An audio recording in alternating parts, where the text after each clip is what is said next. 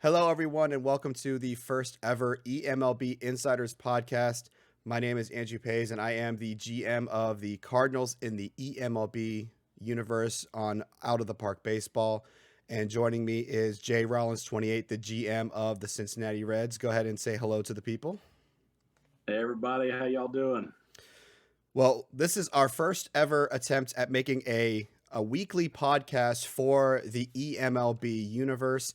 We wanted to make more content for the universe. We absolutely love what we're doing, led by Commish LB, and we just thought that this might be a cool thing to do to give more discussion, get more conversation out there, as well as just make more content for the eMLB universe that both of us and all of the other GMs just know and love, as well as all the community creative players that are out there that are not necessarily GMs but also a part of the universe. So right now, the league is in year 2025, and you might be thinking, why are you guys in the future? Well, there is a story behind it, and Jay Rollins is going to give us a little bit of the history of the eMLB. Yeah, so eMLB actually dates all the way back to the year 2000. So Commish has been, running this league off and on for over 21 years at this point. It started back then using actually high heat baseball as the engine for eMLB. There's a handful of guys who were part of what we call the 1.0 universe there, who are still in the league now. Jason Hillman, the GM of the Brewers, Ben from the Astros, Chris Holland, who just came back to take over the Dodgers, was a big part of 1.0. That universe ran for several seasons on high heat baseball before moving over to out of the park baseball in the early days there, and ran for several more seasons. I was around for a few seasons as the GM of the New York Yankees back then. The Yankees were definitely not a juggernaut at that point, so I did not exactly equip myself well in the 1.0 universe, but hopefully trying to do better here in 2.0. So the 2.0 version started a couple years ago with LB going through and starting to sim using a 2019 OOTP file, simmed 2019, 2020, and 2021, and then brought back human GMs for us to start taking over with the 2022 season. So I know Angie was there from day one there as 2.0 started back up, and I was as well with the Reds. So this we actually just kicked off our third seasons, or actually no, sorry, fourth seasons managing the teams. So it's been a fun ride, and it's a league with a lot of history that we try to tell, and this is another new way for us to tell that story. Yeah, and I think one of the coolest things about this universe is that it is its own story. Like you mentioned, the Yankees, when you were the GM, weren't considered the juggernaut or the powerhouse that they might be considered in real life Major League Baseball. And I think that's one of the coolest things about this is that we take this universe as GMs. Every single team is run by a different person, and we create our own stories. And Kamish is the ultimate storyteller as the commissioner of the league. He doesn't run a team himself. He just runs the league, which I think is the coolest aspect of it, is that he doesn't have a hand in any of the teams. He's the unbiased person running everything, and he is able to take all of our stories and put that out there in the universe on his Twitch channel. And now, hopefully, with the start of this podcast and the start of this YouTube channel, hopefully bring it to a lot more people. So if you guys are interested in checking out the streams that happen where all of the story making takes place, please be sure to go check out twitch.tv/FKN Commish LB. And FKN stands for the Fluffy Kid Ninjas, which was named by his daughter as the universe of his Twitch stream. So everyone in the Twitch stream is considered a Fluffy Kitty Ninja. So I just think that's also a really cool story of how they got that name. So there's kind of like two different universes in one there. And even if you are not a human GM, you can be a part of this league by participating in his Twitch streams, everyone earns channel points as being a part of the Twitch stream. Subscribers get channel points as well, and you can use those channel points to redeem a player creation as well as boost to improve the quality of your players to be entered into the eMLB universe to be used by all of the human GMs, and that adds a whole lot more storylines than just the ones that the GMs create, because now the players that are not necessarily running teams that are just their own player can also create their own stories. And I think that's a really cool aspect of the Out of the Park universe that Kamish has created over the years. Yeah, those players we refer to as community or created players, and you'll usually see a good handful of those in each draft that comes out. We have a lot of users that get really involved, and those players become wild cards for us as GMs. That if you have a user, a watcher who is really committed to boosting their player, is committed to taking part in the broadcast, you could end up with a really great, talented player there in the draft. Absolutely. And it's just cool that there are ways that the community can be involved in this and not just the people that are running the team. So even if you aren't someone that runs a team, you can still be a part of this universe. I think that's the really cool and unique aspect of what Kamish has done in this. And as Jay Rollins mentioned, this is what's considered the 2.0 universe. He did a restart of the original universe, but he has also included 1.0 legends that were players a part of the first universe that he has incorporated into draft classes into this 2.0 universe. So there's still a nod to that history of eMLB. It's not just a complete whitewash start over. It's we're starting over, but we're still going to have a nod to the history of the eMLB and make sure that part does not get forgotten. I think that's really cool. Yeah, we're seeing a lot of those players that have come in over the last couple of drafts and are really starting to make impacts at the major league level. So when you hear us at certain points maybe reference a guy as a 1.0 legend, that's kind of what we're referencing there. And I think we're going to see a lot of those players start to really pay dividends at the big leagues here soon. Yeah, the big name that has been popping up this year is Judge Dozier, the former home run king of the 1.0 universe, is trying to find his footing now in Seattle after being traded from the Pittsburgh Pirates. He struggled in his first bit of major league action last season. The Pirates were looking to make a change, and the Mariners, who already have probably the most dynamic offense in the league, added the potential home run champion from 1.0 to a lineup that already includes Pedro Serrano, Eric the Eradicator Kelly, and Pepe Clark. And it's just like, man, can that team hit any more home runs? It's the eMLB's version of the long haul bombers softball team come to life. There you go. Absolutely. So let's get into the reason why we have this specific podcast, because this isn't just a history podcast. This is a podcast dedicated to news and discussions around the current season of eMLB, which, as we mentioned before, is in year 2025. And we have just completed the first 2 weeks of the regular season. If you want to see an introduction to this 2025 season, Kamish held his own podcast on his Twitch channel, which is also uploaded to this YouTube channel. We'll put a link in the description. We'll also put it up in the corner for you guys to check out if you want to look at an overview of the league, some of people's predictions as we headed into the season. But we're going to focus on what has happened in the first 2 weeks of the season. What are some good things that happen? What are some bad things that happen? We're going to highlight some teams, some players. And the first thing we're going to do is we're going to do a little bit of a standings recap after the first 2 weeks of play. Most teams have played 12 games. A few have played 13. But we're going to look at the standings here on your screen. And we've got in the AL East, we have the Boston Red Sox, who have the best record in baseball at 10-2. Over in the AL Central, we have the other Sox team, the Chicago White Sox, at 9-4 by a half a game over the Tigers. The AL West has the reigning 2024 eMLB World Series champion Los Angeles Angels at 8-4.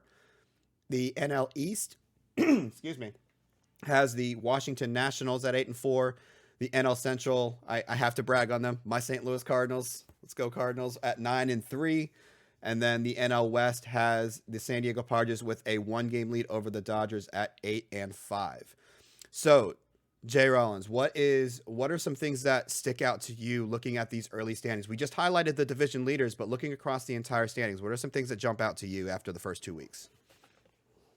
I think we're seeing a lot of parity. First of all, I think you're seeing a lot of teams, in that 6-6, 6-7, 7-6 range.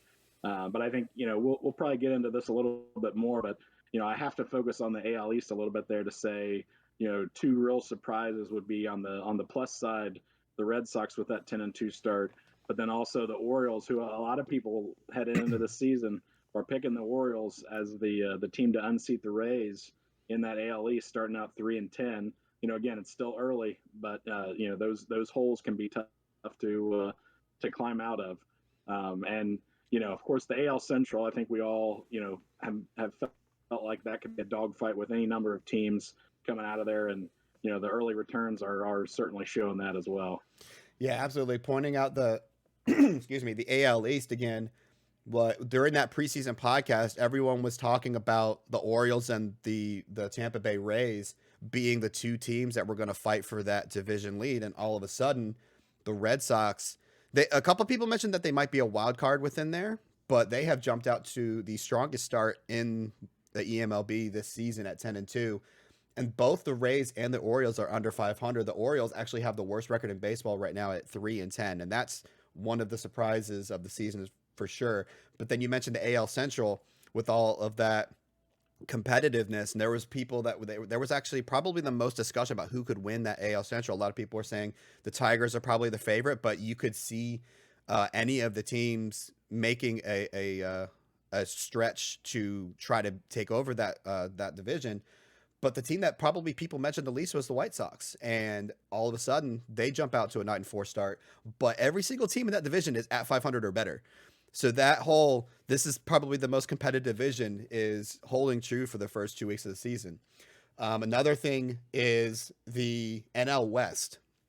The reigning NL West champions for the past couple seasons, the Arizona Diamondbacks, are actually fourth in that division right now at 5-8. The Padres, Dodgers, and Rockies are all ahead of them. Now, a lot of people were talking about Padres and Dodgers going to be challenging the Diamondbacks, but early on, the Rockies have a little bit of an advantage over the Diamondbacks. And then probably another big surprise is the champion of the NL Central from last year, Pittsburgh Pirates. I know people are going to probably harp on me for bringing it up because they're my rivals right now. And I've been literally this offseason, my goal was to make moves to beat out the Pirates, and they started out slow out of the gate at 5-8. And a lot of people are surprised at the Diamondbacks, the Pirates, and the Baltimore Orioles starts, as they were all potential favorites to lead their division. Now, again, this is just the first 2 weeks of the season, so anything can happen. This is a slow start, but they could absolutely turn around and just start winning 10 out of 12 games like the Red Sox did. This is just the first weeks of the season. This doesn't really mean anything in the long run. It's just surprising to see some of these teams do this slowly out of the gate. Yeah, and I think what these teams have to be careful about is you can't let a slow start linger and then get yourself in a bigger hole to come back from. Mm-hmm. Right now, your Cardinals are 9-3. So you're not out in front too far from anybody. But at the same time, if you have another couple 2 week stretches like that, all of a sudden Pittsburgh, could be looking at mid-May, late May, and all of a sudden they're already feeling like they have to scramble to catch back up, and that's the last place that you want to be in. You want to make sure that you can stay in contact throughout the season and not get too far behind. Absolutely. All right, so let's move on to some other of the top stories that we've been seeing out of the first 2 weeks of the season. The first one is a news story out of Washington, who are currently leading their division at 8-4, 2-game lead over the Atlanta Braves. But we've got a news story that Dahlquist. I need to pull up what's his full name. I can't remember his full name. Andrew Dahlquist. I should know that. That's my name. Andrew Dahlquist is a potential locker room issue. There's been some rumors coming out of that Washington locker room that he has not been the best person to get along with inside the locker room, and that potentially is causing some discourse among there. Do you think this is going to be an issue for Washington long term? I think it could be an issue. I mean, I think David Peterson was asked for a quote about it and gave a no comment, which to me, if he's not out there, really trying to stand by his teammate and really supporting him publicly, I think the no comment speaks louder than if he had said anything negatively. And, when you look at Dahlquist's age being 24, you're talking about a kid who, is still pretty young, even though he's been in the majors for a couple of seasons. And, he obviously hasn't quite built up the cachet that, some other veterans maybe want him to.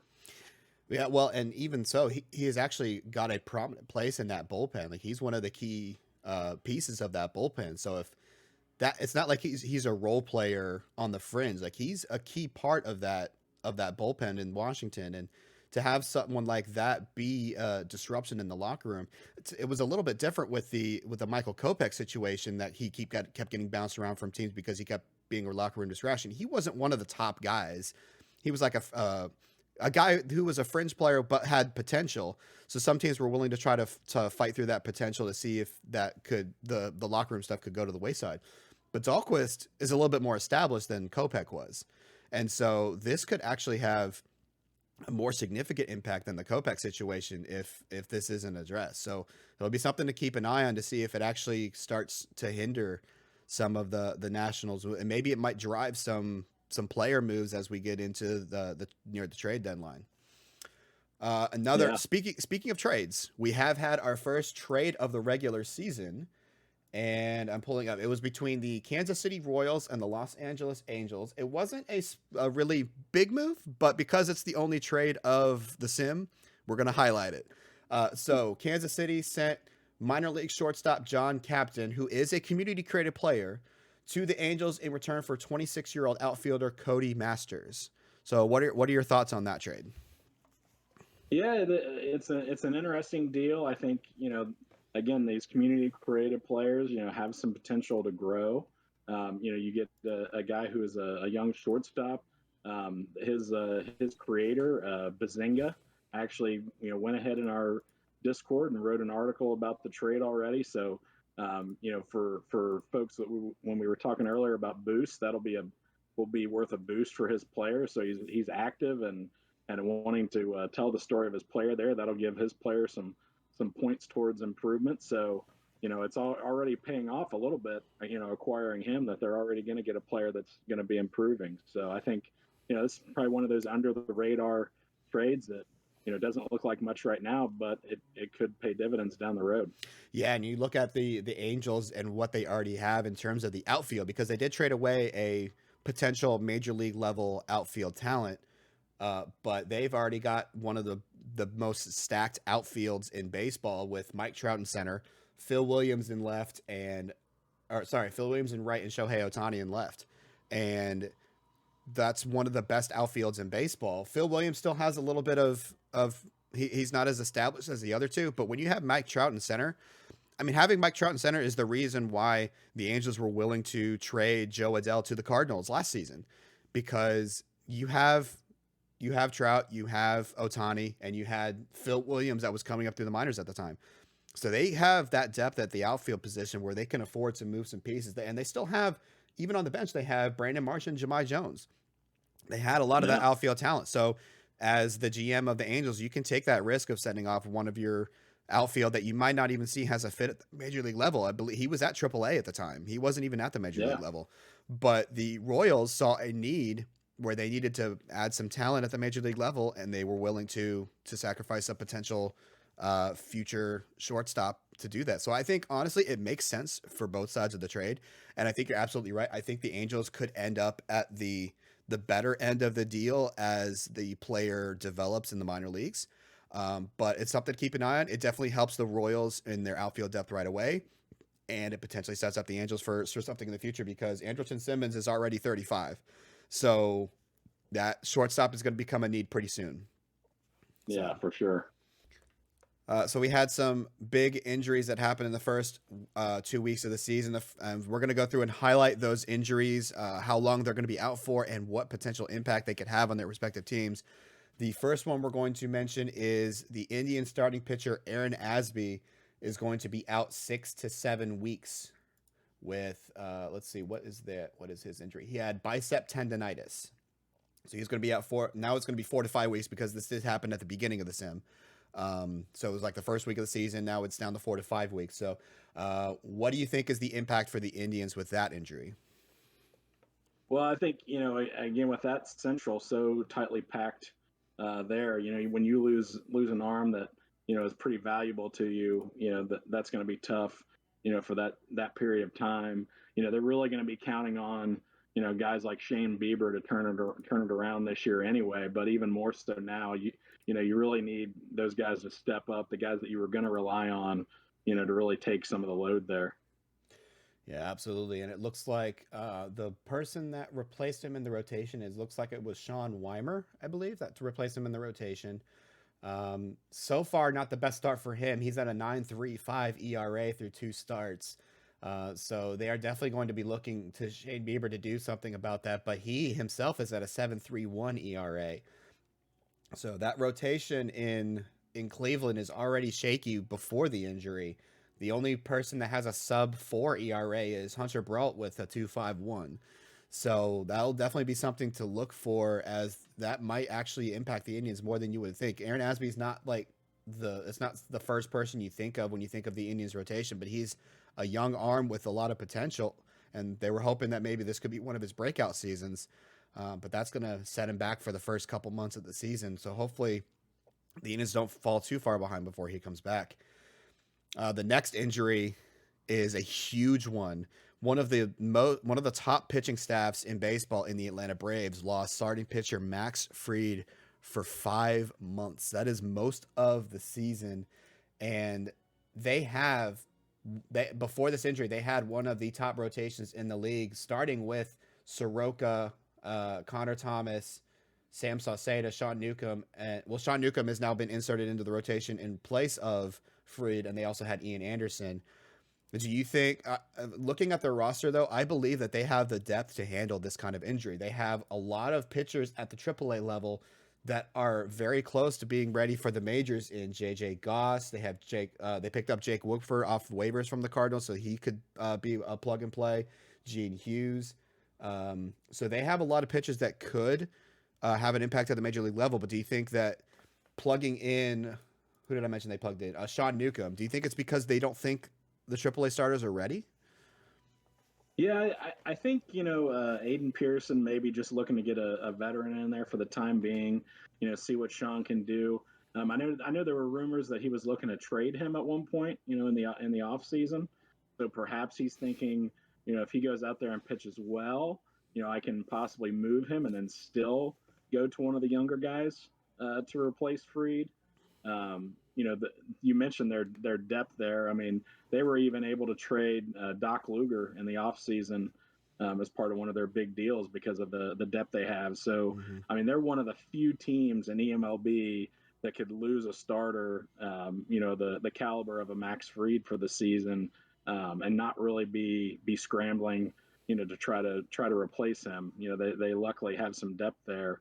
But again, the guys still have to come in and perform. Mm-hmm.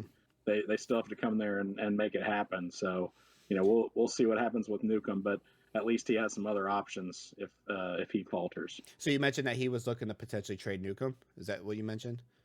Yeah, I believe he had him on his trade block, during the off season, kind of during spring training. So, I'll give you again, I'll give you guys a little bit of an inside scoop. The Cardinals were actually in discussions trading for Max Fried during the offseason, but this was with the prior GM.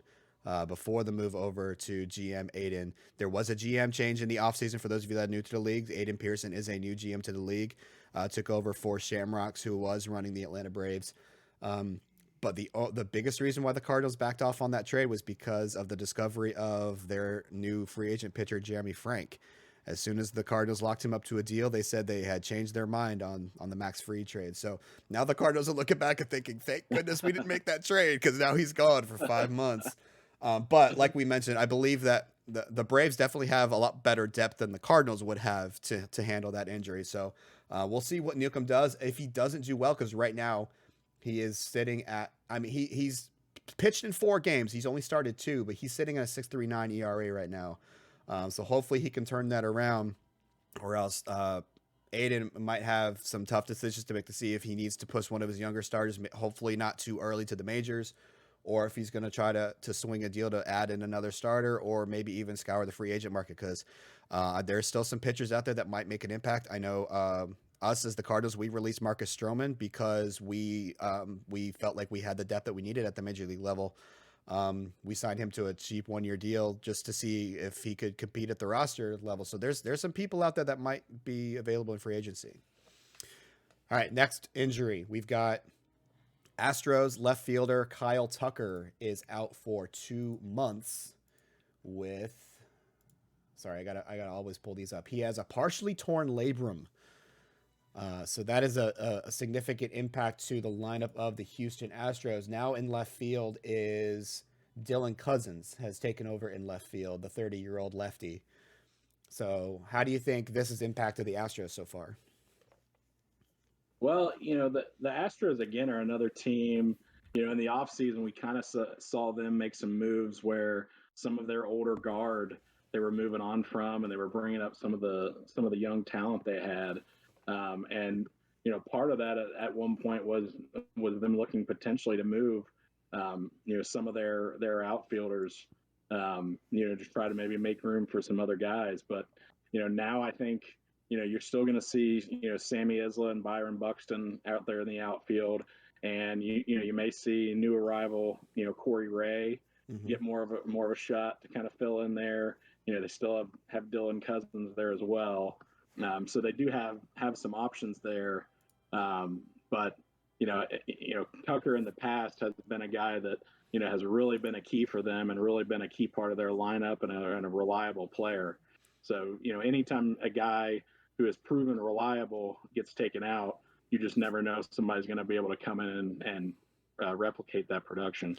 Yeah, and they're looking for some production because their offense is off to a slow start this year. They're sitting at 6-7, but looking at their starting lineup, they have 1, 2, 3, 4 players batting under 200 right now, including the Cousins who took over for Tucker and left. But you've also got Matt Chapman, Seth Beer, and Byron Buxton all hitting under 200, and they are trying to turn around this offense. And not only that, their pitching hasn't been the best either, with all of their starters over are over a 4 ERA currently. So Houston, they're maintaining around 500, but based on the numbers, you would have thought their record might have been a little bit worse. But so they're hoping that they can turn some of the offense and their pitching around, and that they don't miss Kyle Tucker as much as it looks like they're missing him right now. Yeah. All right, one of the biggest names in the eMLB universe is third baseman Eric the Eradicator Kelly. The gigantic behemoth of a man over at the hot corner for the Mariners is going to be missing 5 weeks as a part of that Mariners potent offense. And what was his injury? He had an oblique strain. It's down to 4 weeks now because this just happened week 1 of the season. So he's going to be out for another month. Taking his place at third base right now is Javier Baez, who's slid over to third base. So is this as big of a loss as you would think for the Mariners, or do you think that Serrano, Clark, and even Baez can step up in his place? I think the addition of Dozier, and the fact that he's started off well has helped. But again, this Seattle team is built to just mash the ball, and there's really nobody that can come in and take Kelly's place in terms of the offensive production he gets out there. Baez is a serviceable enough guy, I think, as a backup, but to be a starter for 8 weeks, 6 weeks, any kind of extended period of time like that at this stage of his career is tough. I would almost see them, potentially starting to give some more time to Juri Castillo, a young guy who, has kind of been blocked really wherever he's been. And this could be an opportunity for him to really get out there and shine a little bit with a chance to start. So that may be a route, that Hetz goes as well while Kelly is out of there. Now you got to look at the talent that Baez is. He is at this point in his career, he is more in there for his defense as opposed to his offense. However, he is batting over 300 right now so far. It looks like he's doing a little bit better than Xavier Edwards over at second. Do you think that Baez could take some time away from Edwards at second and give Castillo that time at third? I think so. I mean, that's, the one good thing is that, a lot of those guys in the infield have versatility. Even Kelly, when he's in there, has the versatility to flip between first and third. So, there are options there to mix some guys around, make sure, nobody carries, the big load of starting too many days in a row. They've got a lot of talent there in that infield that they can rotate. Yeah, and any lineup that includes Pedro Serrano isn't going to lose too much production, you would think, from an injury for somewhere else in the lineup. The man that put up 54 home runs and 8.4 WAR last season, probably the best hitter power wise in baseball. Maybe not overall. There's still Juan Soto and Vladimir Guerrero Jr. and Wander Franco out there, but definitely consider one of the top 5 bats in all of baseball. You hope that he could pick up the slack from Kelly, and hopefully the Mariners don't lose much. They're sitting at 500 right now, so not horrible, but not great. But their offense almost at the bottom of the AL right now. So they hope that they can turn that offense around, even with the loss of Eric Kelly. Another superstar, which may have contributed to the poor start for the Baltimore Orioles, is shortstop Nick Spence, who is out 5 to 6 weeks with a recurring back spasms. Now down to 4 weeks because, again, this happened during the first week of the season. And as you look at the record for the Orioles, you think that this might have had a bigger impact than people might have realized when this first happened. Yeah, and you hate to say it, but on some of the previews that everyone was working on the preview podcast, we talked about with the Orioles that they had a little bit of the less margin for error. They didn't quite have the depth of talent on the hitting side that some other teams had, and that could come back to bite them if they suffered a injury to one of their key guys. And you hate to see that happen with a guy like Spence, one of the better young superstars in our league, a leader on that talented young team there. And unfortunately, there's just no replacing him, in their lineup. I mean, that they've got Dave Andrews there, a rookie I think who's getting some playing time now, but they just don't have a replacement anywhere in their lineup for a superstar like that. Not that anyone else necessarily would, but he's just one of only a couple of guys that can really be a difference maker in that lineup. And without him, you just don't have that many impact players with the bat for the Orioles. Yeah, and at the shortstop position, someone who can both field his position as well as Nick can, and with the impact bat that he has and the top level speed, he is one of the best 5-tool players in the game right now. And Absolutely. losing that, especially as you mentioned, with the depth that the Orioles have or lack thereof, is a bigger impact than, say, the Eric Kelly injury was to the Mariners, because the Mariners still have a lot of firepower in that offense aside from Kelly. With Spence gone, you're really only relying on maybe Michael Busch or Buster Bluth and recent free agent signing Brandon Belt. And those are not top of the line guys like they have in Seattle. And actually, their shortstop that they have in place right now is Anthony Madrano, the 25-year-old, who's normally a second baseman, is sliding over to shortstop to cover that while Spence is gone. He isn't doing too poorly so far. He's batting near 300 with a almost 500 on base percentage. So he's doing pretty well, but the problem is the rest of the lineup, particularly in the outfield, are not doing the best in terms of their wins above replacement or WAR right now. And that 3-10 start is tough to swallow for the Orioles, who had aspirations of challenging for the AL East. They need to figure out something quick. Right now, bottom half of the AL in offense, also bottom half of the AL in pitching, except for their bullpen. Their bullpen has been their lone bright spot right now, sitting 4th in the AL in ERA. But losing that talent of Nick Spence is definitely a harder pill to swallow than the Mariners losing Eric Kelly. And then our last injury that took place on the very last day of the sim, or at least we found out what the injury was on the last day of the sim. We talked about them already a little bit. The Washington Nationals lose Hunter Bishop, their star young right fielder, for 2 weeks with a sprained ankle. Now it's only 2 weeks. It's not as long as these other ones that we've highlighted, but Hunter Bishop is one of the keys to the Nationals offense there in right field. Do you think they can they can maintain their current division lead long enough for him to get back in the lineup? I think with it being that short of a period of time, it shouldn't be too much of an issue. But again, I believe it's as you mentioned, an ankle injury. Now, if there's a setback to that injury and it becomes a longer time period, then that could be an issue because outfield depth. I'm not sure that it's there really for them, and he's really one of the keys to protecting Juan Soto in that lineup and trying to give them some power there. So as long as it's limited to that short period of time, I really don't see it having much of an impact on their futures. Yeah, I agree. And they've also got a lot of talent in that lineup already. It's kind of the same situation as the Mariners, where they have a lot of other talent that can pick up the slack while he's out, and it's not nearly as long as someone like Kelly or Spence. Um, but we'll see what happens. They might give some time to the 23-year-old outfielder Jeremy De La Rosa, who's got a lot of potential, but still very young in his career. His only this is his first experience in the majors so far. But maybe he can slide into right field for the time being. Yeah, but like you said, 2 weeks that you can just try to maintain, you don't need to act like necessarily match the production that Hunter Bishop can put out, but at least put enough production in there that you don't lose too much and still keep your momentum going. You can maintain that NL East lead. So those are the major injuries. There were a few other injuries, but none as impactful as the ones that we mentioned.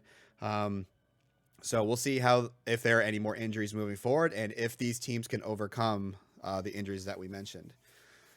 All right, so our next topic, we kind of already touched on a lot of these, a lot of what we're about to discuss here, but we're both choosing what we think were the best and the worst teams of the sim, and we're going to do this every podcast. We're going to highlight who we think did the best in the sim and who we think did the worst in the sim. What do you want to do first? You want to do best, worst? Where do we want to go? Let's go good news. Let's go best first. All right, we'll go bets first. I'll go ahead and go. My best. No, I did not choose myself because I know you guys would just rail me for just choosing my own team.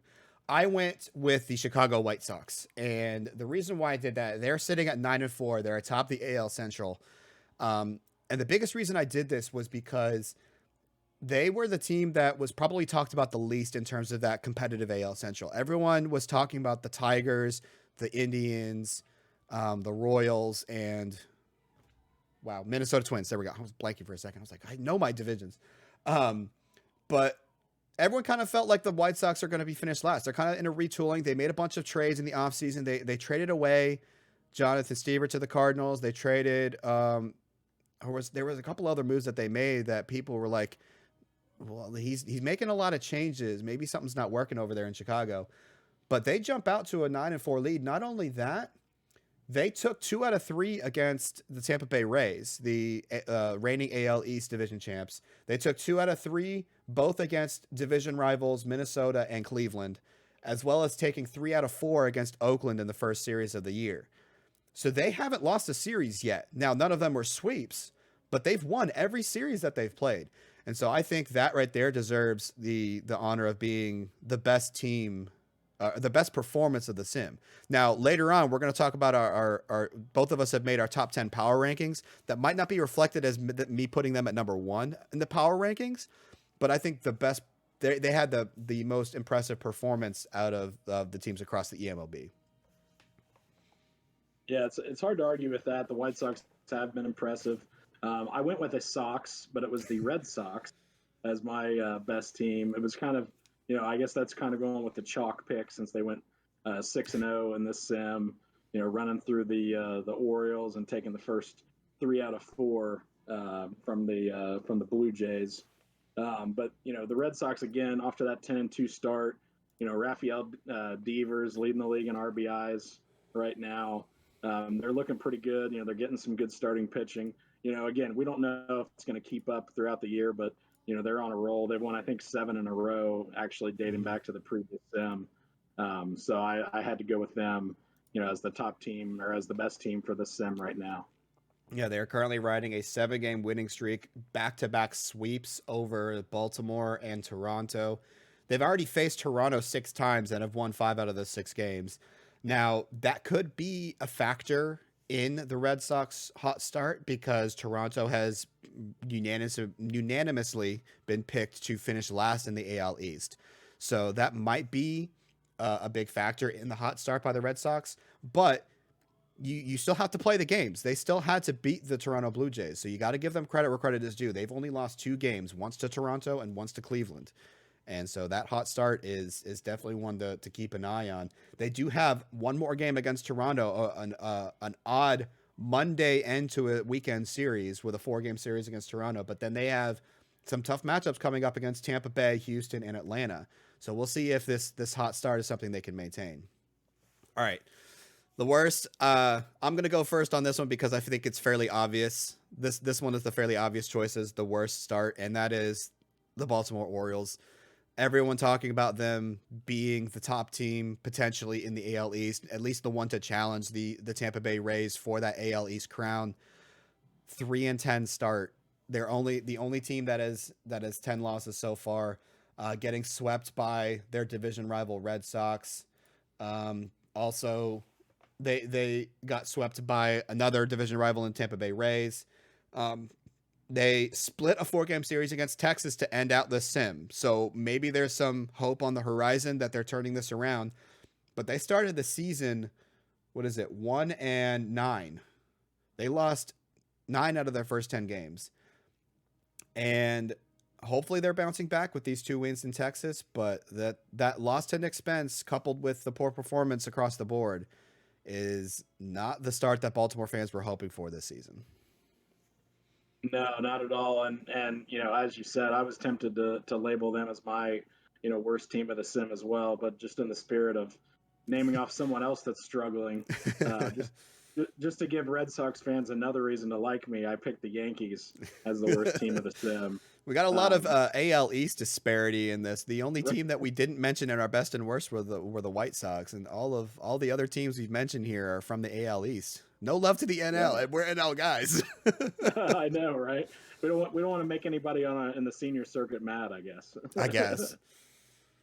Yeah, but the Yankees, they were 2-4 this sim. Lost 2 out of 3 to the Mariners, who again, as we just talked about, are even without Eric Kelly. So they only won 1 out of 3. Playing the Mariners there without Kelly. They've lost 6 out of 8. Dating back to the previous sim. So the Yankees have really been struggling there, and they're really going to need to turn it around really fast here to have any shot. Now, it's funny that you mentioned the Yankees here because this is the perfect segue to our next segment. So we're also going to pick we're not going to do worse in this segment. We're just focusing on the best here, but we've got our best players of the sim. We're each going to highlight a pitcher and a hitter we thought performed above and beyond the rest of the league. And my hitter is actually a member of that Yankee team, and that is Estevan Florial. And you look at his numbers. He is leading the league in home runs with 9. He's batting .463. The only player that has more RBIs than him is Rafael Devers in Red Sox, who you mentioned earlier. He's scored 14 times. His on-base percentage is .531. He's slugging .1220. This dude is on fire, but he is pretty much the only good thing that's happening in New York right now. And it's a bummer to see that kind of production end up with a 4-8 record for the Yankees. And oh man, this guy has set the league on fire to start the season, and it just feels like it's all for nothing because they're sitting at 4-8. As you mentioned, the Yankees were your most disappointing team in the sim, and this performance has to be one of the reasons why. It looks like you're wasting an MVP level performance to start the season from Florial, and oh man, you just hope that the rest of his team can turn it around because overall, their overall numbers in the AL, they're maybe top half in terms of offense, but a lot of it has to do with Florial. Like they have a total of 23 home runs. 9 of them, almost half, have come from Florial. And so hopefully they can turn this around. And the big thing they need to turn around is their pitching. But Estevan Florial is my hitter of the sim. Who's yours? So I almost went with Estevan. He was probably my number 2 pick. But I went with Jake Bauers from Cleveland. If you take a look at his performance here during this sim, he had 4 homers, 9 RBIs over the course of the 7 games, 3 doubles, 9 runs, hit .458. So he really, was carrying Cleveland's offense during this period, and really stood out to me. He's a guy that's never really been a big superstar in the past, but you never know. This could be a real breakout year for him. With Cleveland and trying to get them, back to the top and take control of that AL Central there. Absolutely. So who do you have as your pitcher of the sim? So the pitcher of the sim was tough for me. I don't want to steal your thunder too much, but I was taking a look. Jorge Barboza, I love from Kansas City. He had a couple strong starts. Cody Koshin for the Pirates. Went 14 and 2/3 with no earned runs and two starts against Detroit and Milwaukee. Two key opponents. But I had to go with Joe Diggs as my best pitcher. He had a complete game win against the Braves in one outing, and then the other outing, he went almost 7 innings, I think six and a third against the Phillies. Had 10 strikeouts, no walks, only 5 hits allowed. He's been a big part of Washington starting out strong. He's such a ground ball specialist. Doesn't throw hard, but he finds a way to really make things happen. And he's just had a couple really strong outings here. Yeah, and I actually had the same kind of struggle in trying to figure out who was a top pitcher. There was no one that really stuck out in terms of, oh my gosh, they put on an amazing performance. We didn't really see like anything close to a no-hitter. We saw a couple of close shutout performances, like scoreless performances, but it wasn't a consistent performance. Like there are pitchers that put up a scoreless outing, but then followed it up with a not so stellar outing. So one pitcher I'm going to highlight, he may not have jumped out in terms of stats if you look at the leaderboard, but someone who gave consistently where consistency was needed. I'm going to stay in the NL East here. I'm going to highlight Sam Sauceda from the Atlanta Braves. We mentioned earlier the injury to Max Fried out for 5 months, and they're looking for someone else in the rotation to step up. Sauceda went out and threw 2 quality starts in his 2 starts of the season so far. Both of them quality starts, only 3 earned runs allowed across those 2 starts. Not only that, but he notched up 16 Ks over those 2 starts, so 8 strikeouts per start, only give up 4 walks and only a handful of hits, about 8 hits. But the second start against Miami, he only gave up 2 hits across 6 innings. So he had a strong start to season. I was tempted to choose one of my own guys in Jonathan Stever, the trade acquisition, as he put up some pretty good numbers the first couple weeks of the season. But I looked at the first outing where he pitched against the Pirates, second game of the season. He gave up 3 hits in his outing, but 2 of those hits were home runs. And so you look at that like, maybe that wasn't the best outing. But Sauceda was the guy, especially in a place where they needed someone to step up with the injury to Fried. Sauceda so far has shown that consistency with his first 2 starts of the season being quality starts. So we'll look to see if he can keep that going. All right. Now, maybe the most controversial part of our podcast here. We're going to get into our power rankings. We're only going to list the top 10 because if we did all 30, we'd be here all night.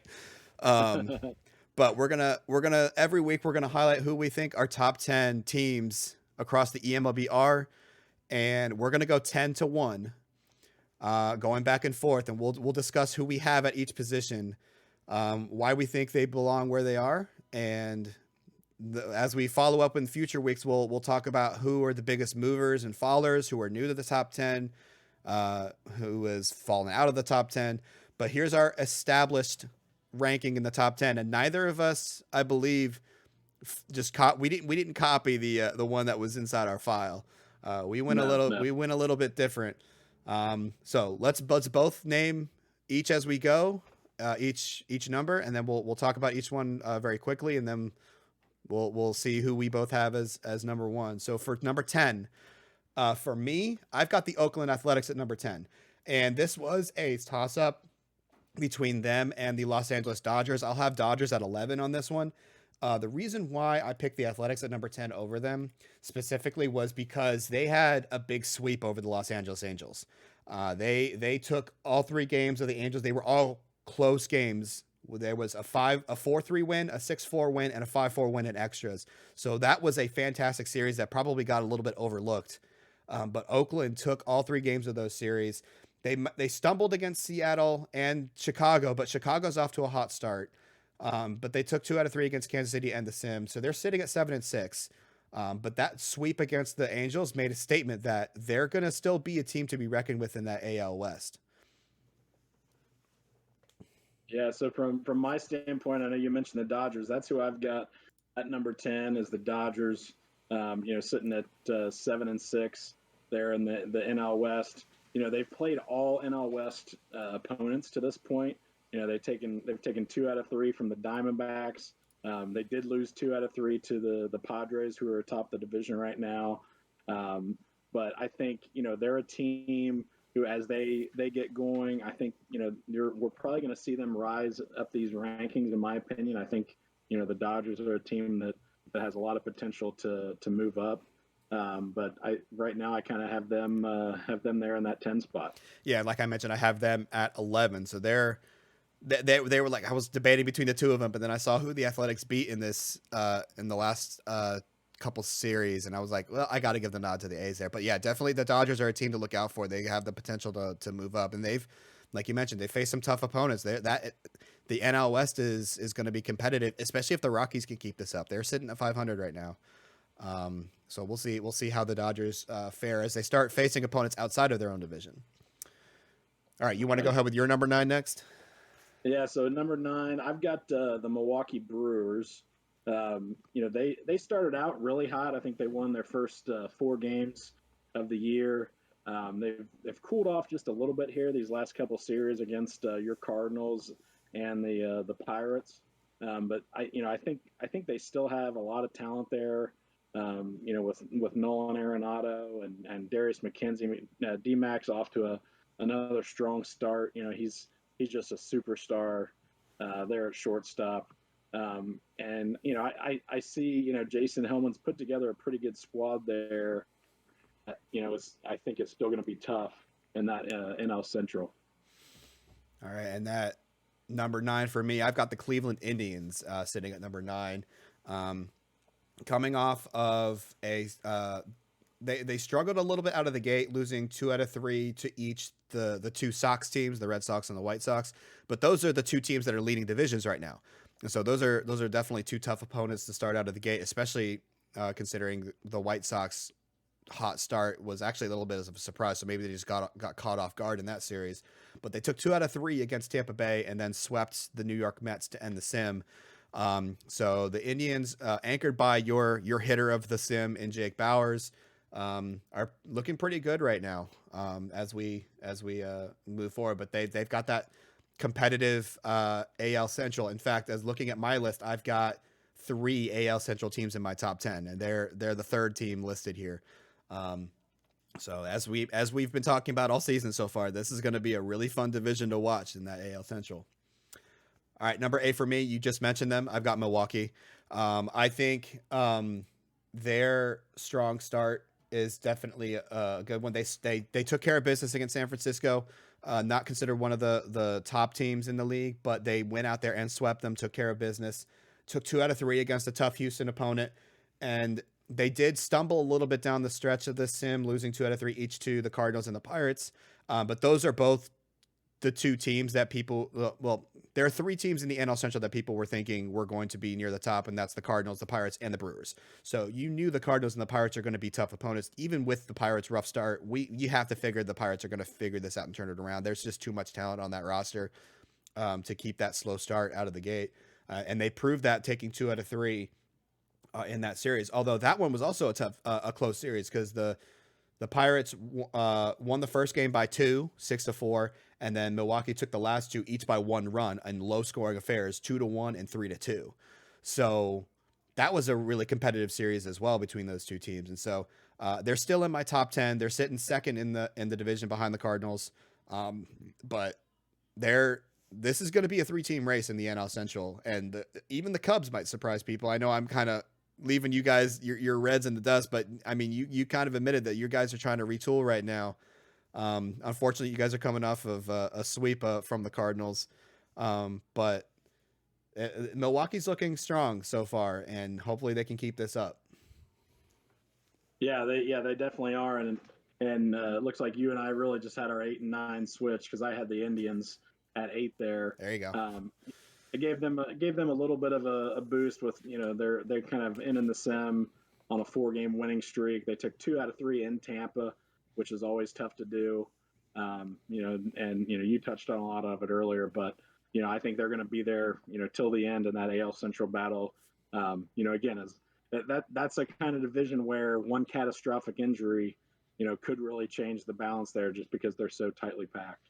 Yeah, it goes back to what we talked about earlier about injuries and team depth, with the Baltimore Orioles not knowing how they're going to replace the production and expense, but teams like the Braves, who have the depth to replace a player like Max Fried, and the Mariners that had the depth to replace or at least keep up the production despite losing Eric Kelly. If there's a big injury to one of these teams in either of the Central divisions, especially the close AL Central division, that depth is going to be tested, and an injury could make or break a team, especially down the stretch. All right, so Yeah, who do you got at number 7? So I've got the San Diego Padres there. They've been off to a good start here at 8-5. Sitting atop the NL West there.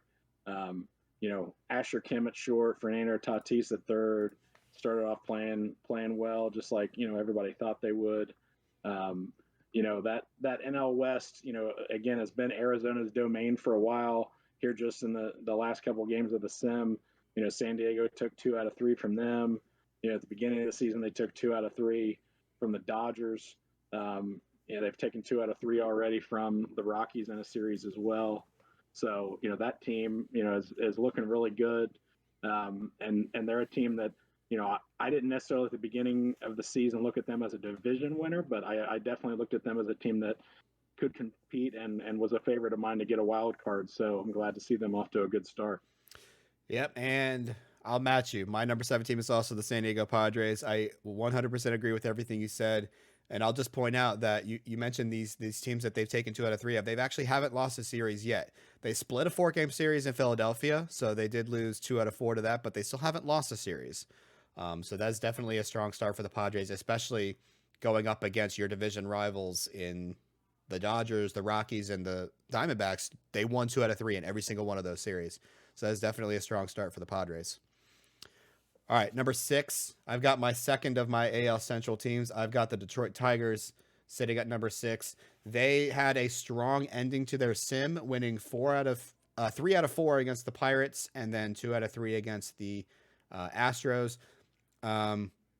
They split an odd 2-game series to start the year in Miami, but also took 2 out of 3 against the Yankees. Had a little bit more competition with their last 2 series with the Pirates and the Astros, but they showed that they can hang with those top teams, and so they're sitting there at number 6 for me. They're second in their division, maybe not as strong of a start, but 8-4, nothing to sneeze at. 4 games above 500. They just couldn't keep up with the hot start of the White Sox, but they got to be happy with where they're sitting right now. Yeah, I would think so, absolutely. And I've got them actually a little bit higher on my list, but at 6 I've got the Nationals from the NL East. Again, we mentioned Joe Diggs earlier. He's really leading that rotation. Juan Soto. What can you say more about him? But they've already played just in this first couple of weeks 6 games against the Braves, and they've gone 4-2 in those 6 games against the Braves, which is big to start the season off there. So they're already, eyeing, a chance to, especially with the Max Fried injury, and not knowing how Atlanta's rotation is going to bounce back there. I think, they're looking at, maybe they can make an early run here and really, try to take control of the division early. All right, so you had the Nationals at 6. What do you have at number? We're getting into our top 5 now. What do you have at 5? So at 5, I've got the defending champion Angels. I almost had them a little bit higher, just because they do have, I believe, the highest run differential during the first couple weeks of the season in the league, even though they're at 8-4. They started out the season 6-0. Blazing, coming off their championship season, cooled off just a hair here. So I kind of bumped them down a little bit to 5. I think, you can easily make an argument to have them rated higher with the way they performed so far, but I've got them at 5 right now. Yeah, and for me at number 5, I'm going to go with the team you just mentioned, the Washington Nationals. I still have them in our top 5 because probably a little bit because of history. They've spent the last 2 seasons at the top of the AL East. They've challenged for World Series. So maybe a little bit of it is because of that history. But like you said, taking 4 out of 6 against Atlanta, 2 out of 3 against Philadelphia, and 2 out of 3 against Miami. They've only faced opponents within their division. But to go 8-4 within your division, those are most of your games in the season. And so if you're doing that, if you're hitting 666 against your opponents, that is a strong case to maintain your dominance over that division. And they're off to a strong start, and I think they're looking good to potentially repeat again as division champions. All right, so number 4 for me, you also just mentioned them. We've kind of like did a little bit of a mix up in our middle here. Number 4 for me are the LA Angels, and you have to look. They had probably the hottest start in the first week of the season. They went 6-0, and just listen to these scores that they put up against Texas: 11-9, 11-0, 9-4, and 7-3. There's a reason why they have the best run differential in baseball. That's because when they win big. But when they lose, they aren't winning those close games. They have a 2-run win over Chicago for the first win of the season, but everything else is by, oh no, the 11-9 was also 2-1, but everything else was at least 3-4-5 plus run differential. Their losses, all of them are by 1 or 2 runs. All of them. They got swept by Oakland like I mentioned earlier. All of those games were by 1 run or 2 runs or less. And then they lost 3-1 against Minnesota, even though they took 2 out of 3 games. The other 2 games in those series, they won 9-4 and 14-5. This offense is scary. The Yes. problem is, will this struggle to win the close games be something that'll hinder them down the stretch? In the playoffs, that might be an Achilles heel to look out for. But I've got them at number 4 because of their strong start in terms of their offense. I would have put them higher, but that sweep against the A's really hurts. All the other series, they won. They swept the first 2 and then won 2 out of 3 against the Twins. But that sweep at the hands of the A's, a division rival, kind of cost them for me. That's fair enough. Did you already did your number 4, right? No, so at 4, I've got the Tigers. Oh, that's right. So yep. I have them bumped up just a little bit. I think part of it is I look at their roster and I still just see the talent there and feel like that they're still a top 3 or 4 team. Once those bats get going, and they did. When you look back at this sim here, they took 5 out of 7 against the Pirates and the Astros, both series on the road. Those are 2 difficult teams to go against on the road, and to go 5-2, in those 7 games. I definitely see the Tigers as a still one of the elite teams in the league. All right. Top 3 time. Who do you got at number 3?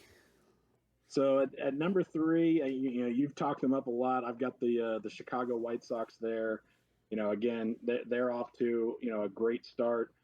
Trying to make sure that they're a part of that battle in that AL Central.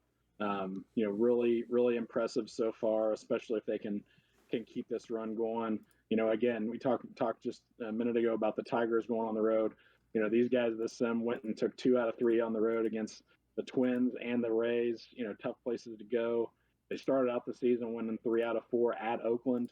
To your point, they haven't lost a series yet at this point, so they've looked really strong. Yeah, I've also got the White Sox at number 3, and one of the big reasons for that is the performance of a player I traded to them, first baseman Joey Best. He's got a .7 WAR right now, hitting almost 340 right now, over 1,000 OPS to start the season, and I'm looking at that thinking, man, I could have had that guy in my lineup. Now I got Matt Wallner in return, and hopefully he turns around his season from his time in St. Louis at the end of last season. Definitely dropped in production after moving to St. Louis from Chicago. But you got to think that the White Sox definitely got value in return with Best there now anchoring down first base for them. Also, Cabrera Weaver is performing really well for them, batting 341, over 400 on base percentage. And these are guys you look at, then they're not going to be your superstar players. Like they're solid starters in the major leagues. They don't have the highest potential, according to scouting, but you have to think that if you have your role players playing this well, that's going to lift your team up more than your superstars playing, because the superstars are expected to perform at that level. If you have your role players playing above what you expect them to play at, you're going to have a strong team, and that's what I think is a big contributing factor to the White Sox hot start. All right, number 2, I'm going to go first because I actually put my team at number 2, the St. Louis Cardinals. And I debated for a while putting them at number 1, and you guys watching are probably going to guess who I have at number 1, just based on record. And it came down to record. Honestly, like it's hard to justify putting my team at number 1 when I don't have the best record in baseball. But when you look at the teams that we played, the only series that we lost 2 out of 3 against the Braves, which was a little bit disappointing, because the Braves are sitting at 6-6, but 2 sweeps to start the season against division rivals Pirates and Reds, and then taking 2 out of 3 against Milwaukee definitely feels good for my team going forward. We're definitely, honestly, and I'm going to be completely honest, I did not think my team was going to have this hot of a start facing Pittsburgh, Atlanta, and Milwaukee to start the season, because those are 3 quality teams that are all challenging for their divisions. I honestly thought we would be closer to 500 and fighting hard for those wins, but I am very happy with the performance of my team, especially my offense, or actually across the board, we are actually playing well. In fact, in terms of NL ranks, there are only 2 stats that we are not ranked in the top 5 in the NL in, and that is our pitching WAR is 6th and stolen bases is 14th. And no one expects us to steal bases anyway. That's not our mantra. We have 1 stolen base from our second baseman, Gunnar Henderson. But everything else is top 5. Pretty much second across the board in hitting, we're 4th in home runs. First, we have allowed the least number of runs, and we've scored the second most runs in the NL. And that balance is a strong case to be potentially number 1, but you did have a series that you lost to the Braves. You didn't. Now, if it had been more spread out, like if you won a couple series 2 out of 3 and had the same record, it might look a little bit better. But you faced a team and you lost more games than you won against them, and so I had to dock the Cardinals for that, and not put them at number 1 because they actually lost a series to the Braves. Yeah, and I think that's fair. I think the 2 teams that we both have at 1-2, they're pretty well matched up. I have it too. I have the Red Sox there, even though they've got the best record in the league at 10-2. Again, it's splitting hairs, but the Red Sox have been strong. Again, they've gotten great pitching from Pablo Lopez and Eduardo Rodriguez in the rotation. Mookie Betts is playing well. There's some second baseman named LeBlond who's hitting well. He's kind of a scrub player, but he's hitting well. For those of you that don't know and are new to the eMLB, that is the creative player of the commish himself. Now, just to let you know, he doesn't boost his player to the moon and give him an unfair advantage. He is not considered one of the best players, but he's definitely an all-star caliber player. So just making a note there. Yeah, he's definitely a very solid, all-star caliber second baseman, and he's hitting .438 to start the season, so he's doing well. But yeah, we've talked a lot about the Red Sox already. They could easily be number 1 on my list, but I did put them at number 2. And then that means your number 1 is? And so as difficult, as painful as this is to say at the very first show, I do have the Cardinals at number 1 on my list. You mentioned Andrew when you ran through. There's a lot of reasons why they're high up there and why they're performing well. I think just top to bottom right now, I still feel like they're a better team than the Red Sox. That kind of won out just a little bit for me over the record. I feel like from top to bottom they're a very good team. I still feel like the Jonathan Stever acquisition may end up being the best move that you made. I think he is going to be a very strong starter in that rotation. He's already thrown 8 shutout innings against my guys and made them look like a bunch of AA players. So I think he's going to get stronger as the season goes on, and I think this team is going to be tough to beat. Cody with the Pirates has a talented squad, and the Brewers, I know we've talked about, has a talented group, but this Cardinals team, unless the wheels really come off on some guys, I think they're going to be a tough beat. Yeah, and just to comment on the Cardinals again before I move on to my number one team, I think one of the key factors is that we mentioned a lot of the top players in this sim that are off to hot starts. Not one time did we mention a Cardinals player. I mean, I mentioned Stever as potentially someone who could have been a pitcher of the sim, but I think the fact that you didn't have one player that stuck out for the Cardinals as being that overperforming player, I think speaks a lot to the level of talent across the roster and that we have a lot of depth. But and I going into the season, in my mind, I was thinking the one thing that we're missing is a superstar. We have a lot of good talent, like with Aguilera and Adele, Flaherty, and Stever, but we don't have that X Factor player. So I'm hoping that the lack of X Factor player is mitigated by the average talent across the roster. But I feel like that's one of the missing pieces to the Cardinals roster is that X Factor player. And speaking of X factors, I think with my number one team, the Boston Red Sox, as you probably figured out by now, I actually considered LeBlanc as my number two in terms of my hitter of the sim, because he was putting up quite a big set of numbers in the first sim, like you mentioned, batting over 400, putting up a 1.4 WAR just across the first 2 weeks of the season. The only reason I didn't was because Florio was putting up a lot better power numbers, like because that's not LeBlanc's game. LeBlanc is a stereotypical second baseman. He hits for contact, has some speed, will get on base, and he did that. He played to his strengths, and he really performed well at the top of that Red Sox lineup, and that I think was a key factor as to the hot start of the Boston Red Sox. I do have them on number one because of them having the best record in baseball, but I am still going to point out that a lot of it might have had to do with the fact that they played a lot of games against the bottom of the division in the AL East. They had 6 games against Toronto and 3 against Baltimore. Now, Baltimore wasn't considered to be a bottom team in that division, but that's where they are right now. So you have to put the strength of schedule, quote unquote, is kind of low in Boston right now. But I still have them on number one because they still went out and won those games. Also, if I put myself number one, all you guys would be screaming at me that I'm biased. So I had to put the Boston at number one for that. No, no, I seriously think that Boston did put up a very good performance in the first sim. They definitely deserve the number one spot because they have the best record in baseball right now. But going forward, we'll see how that holds out because, like I mentioned earlier, they have some tough games coming up. They have Tampa Bay, Houston, and Atlanta. Those are definitely more quality opponents than Toronto, who were half their games the first start of the season. All right, so discussion. We can either discuss this in the Discord. If we'll put a link to the Discord in the description of the video, or you can even drop your comments down below. Who do you think we got wrong in our power rankings? What would you put as your top 10 power rankings? We'll love to start that discussion. But on the screen right now, you see our top 10s. There were some shuffles in terms of order, but we had pretty much the same top 10 teams, except I had Oakland and you had the Dodgers at number 10, but all the other teams we had the same, just maybe in a little bit of a different order.